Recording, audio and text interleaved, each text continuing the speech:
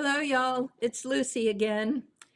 And yes, I saw somebody say only a few more days. It's 3 more days of the great Halloween Spooktacular. And I have really enjoyed it. And I have enjoyed the lives far more than I expected. And part of it is because of all the nice people who've shown up. And I've kind of figured out a way. So I have a chat on one page. And then so I can kind of glance to the side and see. Let me look. Keisha, Deborah Bell, Debbie Cogston, and Delvine is there. So I'm so happy to see everybody. And I was going to show you a technique I've done before. I've used on a lot of my houses, and it is how to do a stone surface. And I just, it's so easy, but I didn't want you to be intimidated. So that's why I wanted to show it specifically on the live. And it adds so much, especially to Halloween houses, but it makes a very nice surface for a Christmas house as well, kind of covered with snow. So I see Brenda and Kathy Bradley and Tiffany. Okay, so I've got this is my leprechaun house. I guess I should link this in the description. And I've got the stencil for the stencil I made specifically for this house. And I'm going to show you how to apply the texture paste using this stencil. And then I'm getting ready. Wait, first I'm going to show you the house this is based on. And I'll link to that too. This is the Storybook Cottage. And I think it's such a cool design and it makes a great Christmas house, but I think it'll make a great Halloween house too. So I've already stenciled the main piece and I'm going to show you how I layer colors to make it look like real stone. That's really one of my favorite things. It might be described as tedious, but really I consider it fun and kind of almost meditative because I'm like, painting each individual stone like I did on the leprechaun house. Oops, I hit my computer, excuse me. You're not surprised, I'm sure. Okay, so yes, the cottage, Storybook Cottage. So this is obviously, neither one of these are specifically a part of the Spooktacular. These are just things on my website, projects on my website, paperglitterglue.com. And I think there's a free file to both of them in the Paper Glitter Glue library if you subscribe. Okay. All right. I'm going to look back here and see if I've got a stone house behind me. I do not have a stone Halloween house painted. Okay, and I also wanted to mention yesterday, people, I've always said I've got a lot of houses, I don't even know what to do with them. And they said, well, maybe you can give them away. So I'm going to give away 3 signed Halloween houses. Luca's like rubbing against the computer. Lukey, go on. Go, Lukey. All right. His real name is Luca, but, I talk baby talk to my cats. But anyway, so I'm going to give away 3 miniature houses, 3 different ones, 1 to 3 different people, and I'm going to sign them. So they're going to have my name on the bottom. I won't sign them until I know who they're going to. And unfortunately, it's only for USA residents. I wish that wasn't true, but we're not allowed to do giveaways of physical things outside of the US. I do have a giveaway on the giveaway page for a $100 Amazon card. I did that because I can send that to anyone. Okay, let me show you the houses. This is the Gothic farmhouse. I'm going to send somebody the Gothic farmhouse. I made this for a Craft with Sarah event. And she's doing the same event this year. I'm not a part of it. She's doing it all in-house, just her own projects. But I really like it. It's got a hole in the bottom. I will sign this one. And let's see. And Susan, my friend, always keeps commenting on these stairs. So I'm giving you a batwing house. This is like my best ever batwing house. And I fixed the light. I added new bulbs and I think you can see how well it lights up. And there's just a little, the switch is down below. So anyway, one of those houses. So you've got, there's a giveaway page, rather, a giveaway video on my website, or no, on my YouTube channel. It's just a 2-minute video. And if you will subscribe to my channel, comment, and let me know the kind of projects you want to see. Are there more techniques you want to see? Are there some little houses you've never seen before and you want me to make? Then just kind of give me an idea of what you really want to see in the future. Even if it's Christmas houses or other holidays, I'll be very interested to see what you want to see me make. Okay, so that's the giveaway. We're going to give them the last day. It's going to be, I guess it'll be midnight on the 30th, and we're going to announce the winners on August 31st, 2024. Okay, now let's get to the making. I'm going to switch my camera, rotate my camera. There we go. Click to switching it on my computer. One of these days I'll figure out how to do there's a switcher where you just click a button. All right, materials. You need something to spread the paste for the stone, and this is a palette knife, or you can just use some plastic knife you've got sitting around, either one.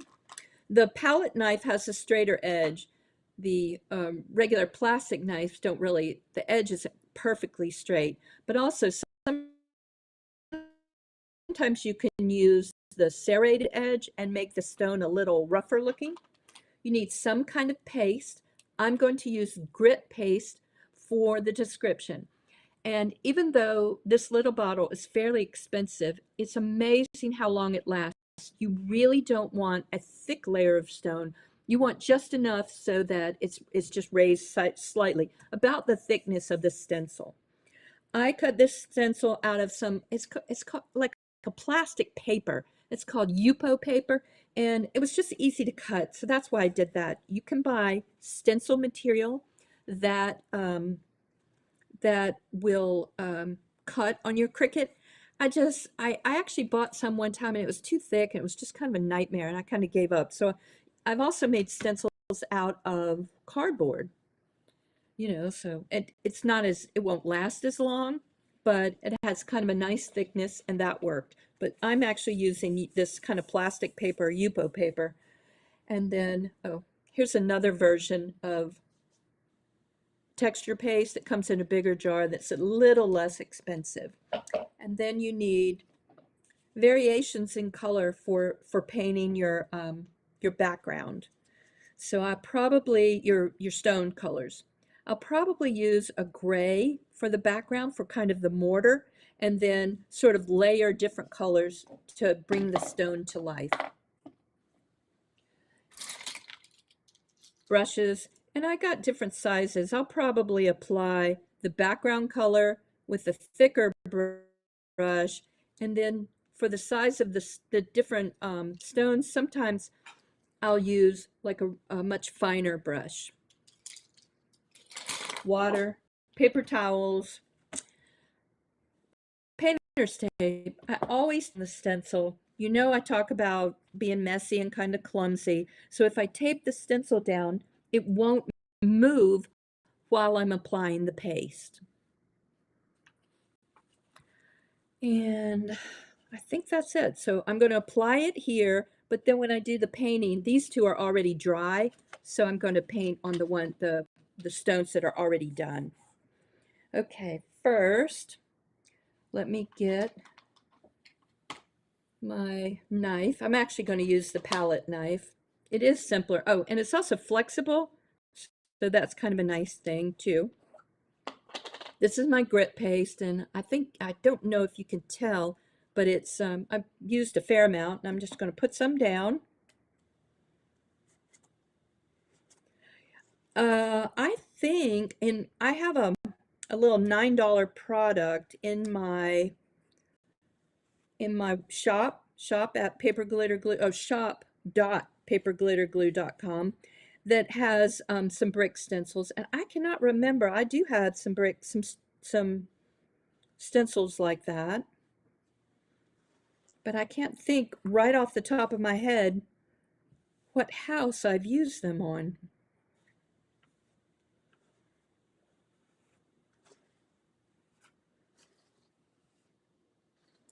So I don't know if you can tell, but that one is too small, too thin. I scraped it too much. You want it to be opaque, but enough so you can kind of see where the stencil is.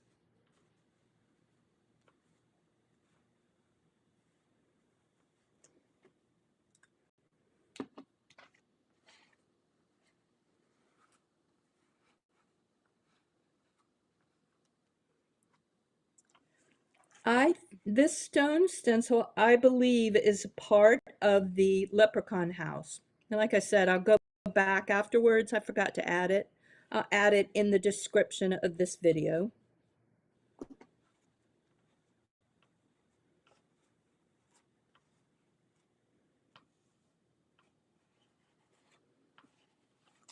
And I believe there's a smaller stone on the Make a Castle house. I'll link to that one too. I think, but I do have like a product on my shop.paperglitterglue.com that has I think it's about 9 or 10 different files you can use for making siding. Not all of them are stencils, but some of them are things you can cut out for stencils.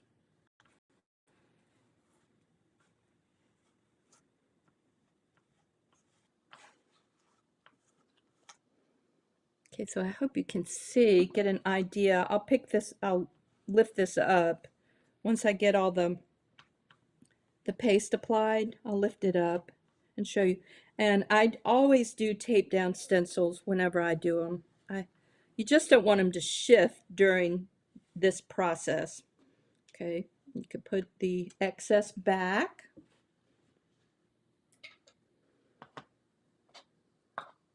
Close up your jar. And if you want, sometimes this can dry out. You can put a piece of like press and seal on top and then put the lid on, and that will keep it from drying out within the jar. You know, if you leave it for a year, you leave it for a prolonged period of time. Okay, move that. I'm going to lift this up.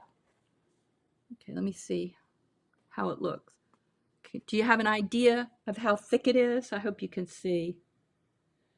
Right, I'm going to put it back down, and now I'm going to move this, take my tape off.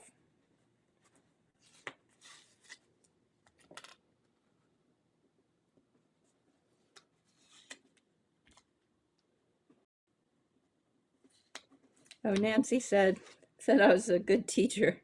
I appreciate that. I've gotten like incredible feedback. I consider myself kind of an oral dyslexic, so I switched words around, and for people to say that I'm actually making sense makes me really happy. I see Irene is from Louisiana. I love Louisiana. After Katrina, I volunteered a couple of times to go help rehab some houses. That's my main exposure to New Orleans. And I've been to Jazz Fest twice. Okay, see, doesn't that look good? And let me try to put this in a safe place where I won't sit on it. Now the other thing is I'm going to pick this up so I can show you again sort of the depth of the stone. And I used grit paste because it adds a little more texture. You can use that texture paint that we used, but it will kind of bleed through some. Okay, I'm gonna lift it up. Let's move this hair, this kitty hair. Okay, let me see. Can you get an idea of how thick it is? It's not very thick. So overall, I didn't use much paste, much of the grit paste. Okay, now we have to figure out where to put this one without sitting on it. And let's paint the background color. So you can use like if you want white mortar. What we're painting now is going to be like the mortar, the background color. So the lightest paint that I pulled out was this called Hickory Smoke,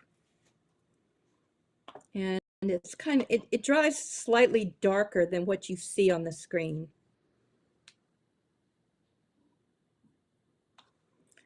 And let's just paint it.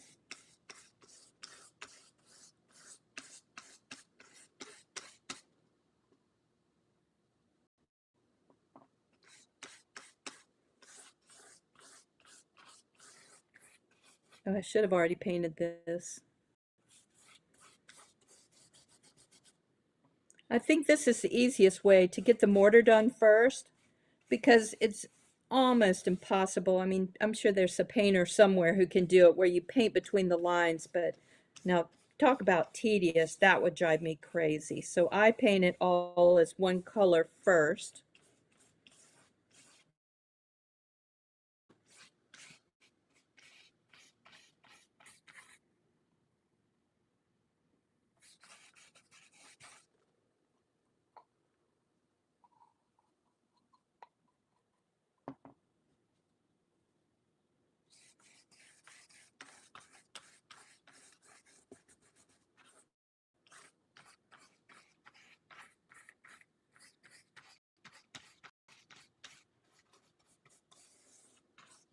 There we go. So that's our mortar done. And I should have let it dry. I think I can still make it work. So that kind of functions as the background color for the stone as well. Oh, you know, on the Lucy Messy scale, the mess scale, I think this one's like a 3. If I sit in it, then it becomes a 4 or a 5. But just as it is, it's really pretty much a 3. Okay, let's get I'm using kind of a square brush because I think, let me find a smaller one. Let's see, we'll pick one out. I'm going to do this one. So let's pick. Now remember, I usually go either dark to light or light to dark. Let's try to add some yellow. This is called fossilized amber. It's just kind of a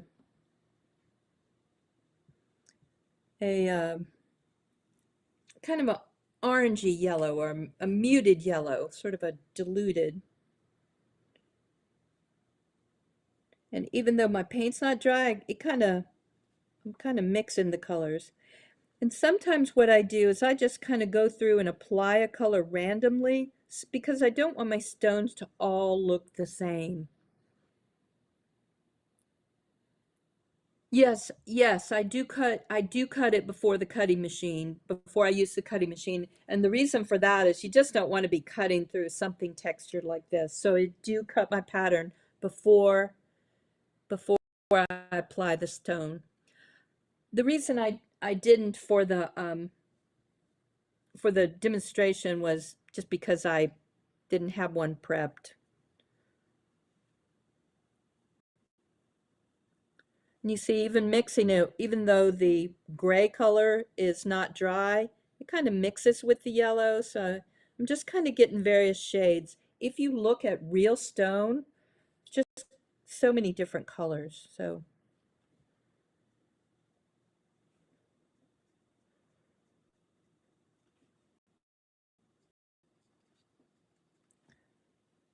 I kind of like it that it merges a little bit. Normally I do let it dry. And I always paint from one side to the other, kind of like a shadow.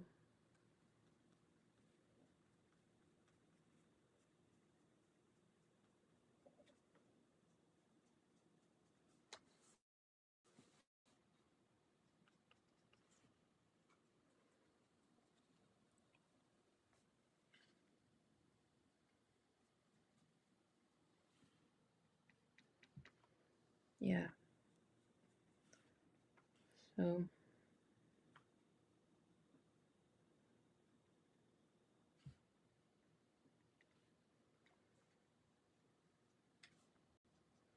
All right, let's try another color. I'm just using a lighter brown. Let me shake it. This one's called Gathered Twigs. I'm actually not going to change the brush because I think it will, we'll just kind of merge colors again. And notice for most of them, I'm not covering the entire stone.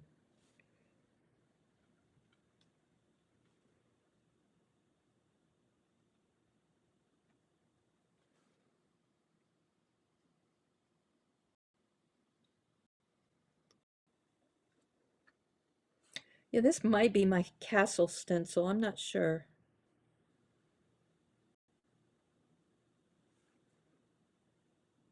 Just on my website, there is a search button, and you can search for stone stencil. You'll see my first stone stencil tutorial, but I think you'll also see some houses where I made a stencil that you can download for free from the Paper Glitter Glue website. Like I said, it's not necessarily a part of the Spooktacular. I think next year I'll do some stone variations that you can as part of one of the projects. And you can buy stone stencils. The problem is they don't usually fit the size of the house. Or the scale of a little house like this. That's why I had to make my own. And I think Jackie of A Cottage in the Forest has a stone stencil or two. She makes beautiful houses.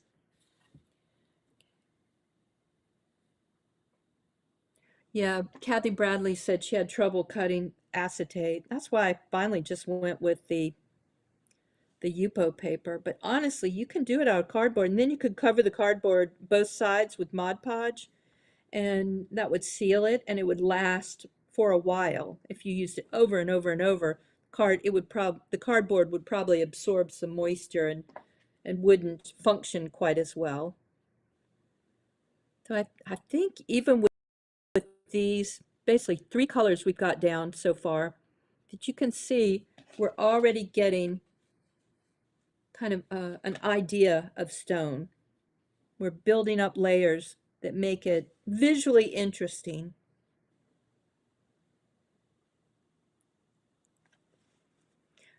Okay, somebody asked about entering the house giveaway. So while I'm painting, I'll tell you about that.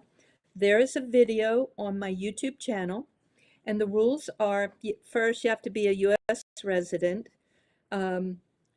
Be sure you've subscribed to my channel, and then leave a comment. I want to know, ideas for future projects. I mean, I'm kind of busting with ideas, but sometimes they're like kind of weird or like not the most, they don't appeal to a broader audience. So if you have an idea for things you want me to make, I'll tell you something I've never made, and I don't know that I'm ever going to, and that is um, a lighthouse. Lighthouses are hard, partly because many of them are cone shaped, and it's really pretty hard to curve paper into cone shape. So I've never done a lighthouse. Now you could do a hexagon or, a 6 or 8-sided lighthouse. That would probably work. But I've never done a lighthouse. I did do a windmill that's very cool.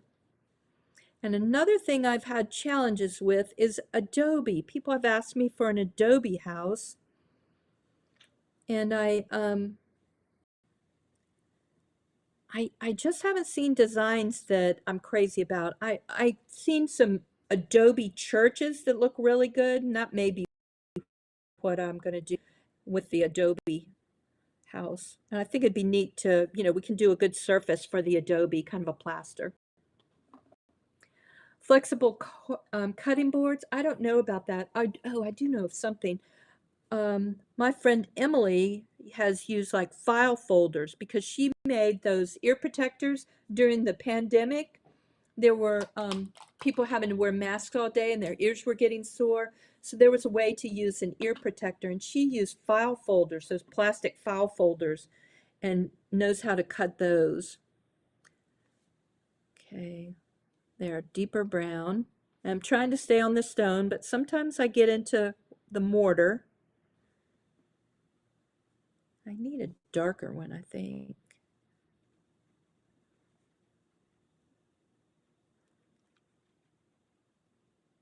Yes, Martha asked about the file folders. I think that would work. I haven't done it, but like I said, Emily has. Emily's kind of a genius about stuff like that, how to cut things. That's Emily Miner at Miner DIY. I guess I should tell you that. You shouldn't just assume.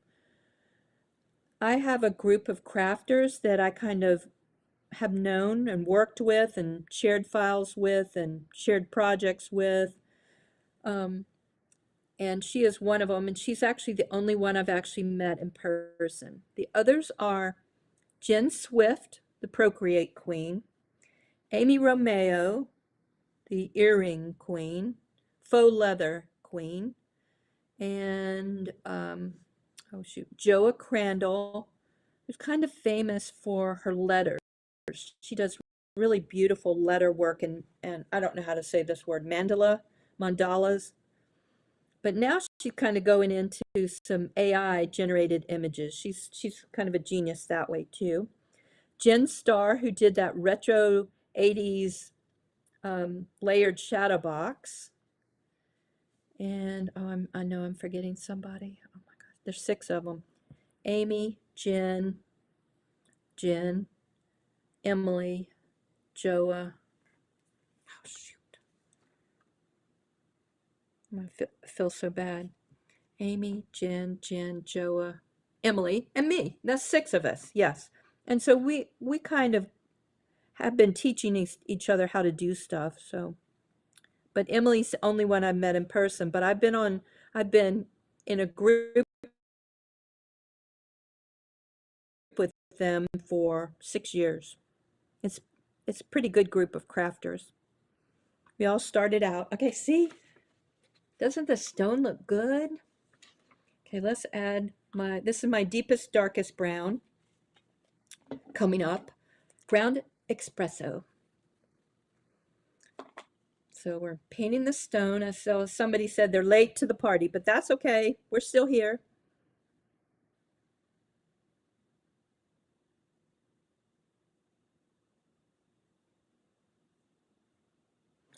Okay, on on that particular stone right there, you see how the grit paste made great texture. Yeah, you can use, yeah, stones are not always, of course, I live in the South where we have red clay. So the rocks and stuff around here are often kind of embedded with reddish and brown colors. So, and the browns kind of warm it up. I'm going to add black as a shadow in a minute.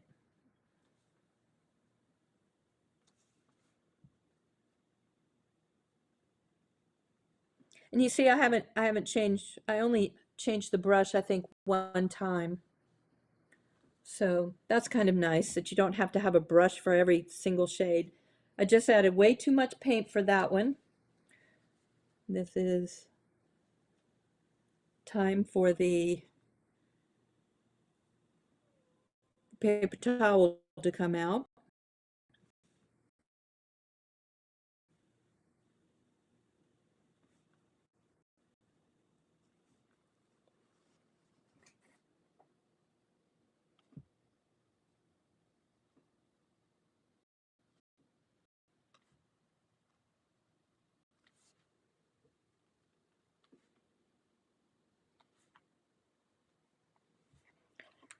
Okay. I am going to wipe my brush off for the black. Partly I want it to be dry because I only want to add a little bit of black for shadow. And I can overpaint it with some gray, if I want to kind of tone stuff down. Okay, paper towel.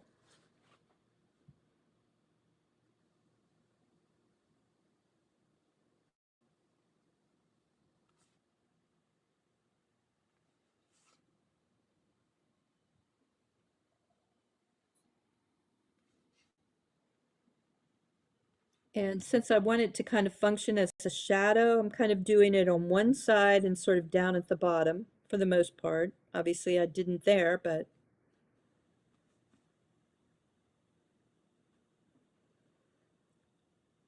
and the texture paste kind of catches the brush so I don't paint off the stone quite so much.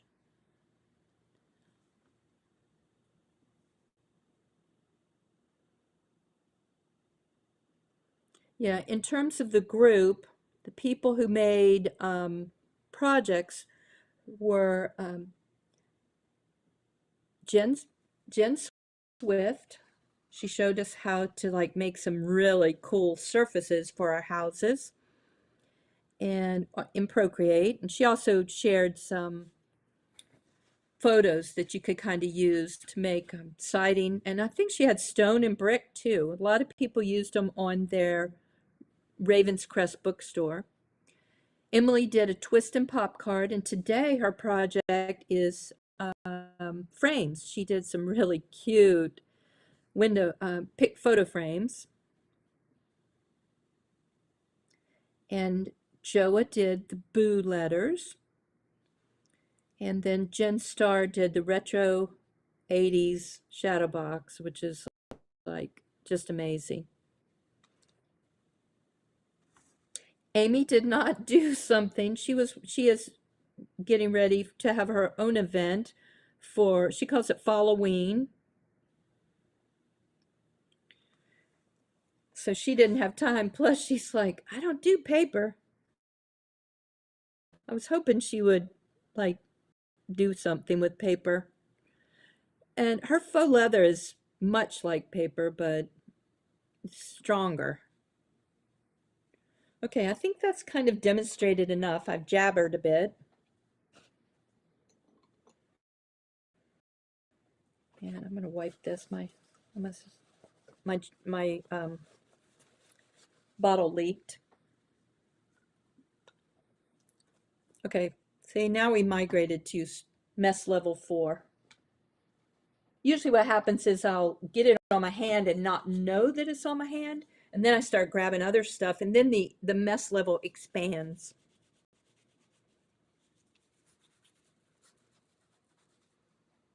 That's how I managed to do that.